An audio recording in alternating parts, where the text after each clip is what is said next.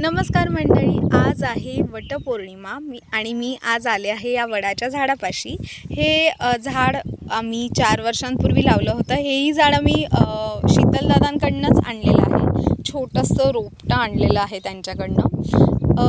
मला खास पूजा करत तुमच्याशी गप्पा मारायच्या होत्या, पण आज आहे सोमवार आणि चैतन्य दादाची सुट्टी असते, त्यामुळे गोठ्यातली बरीचशी कामं अजून बाकी आहेत। तर म्हटलं 2 मिनटं तुमच्याशी बोलते त्याच संदर्भात।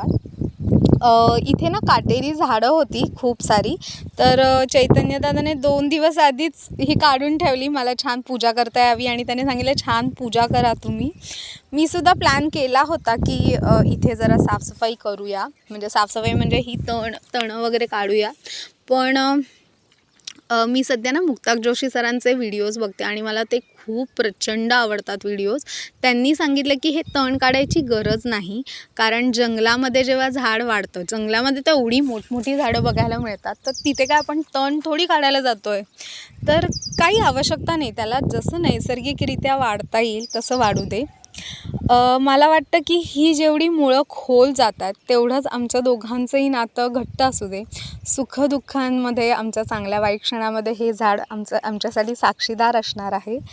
तर मला अशी वटपौर्णिमा साजरी करायला दरवर्षी खूप आवडेल की ज्यामध्ये मला या वडाच्या झाडाखाली शांत बसता येईल। थँक्यू, भेटू पुढच्या व्हिडिओमध्ये।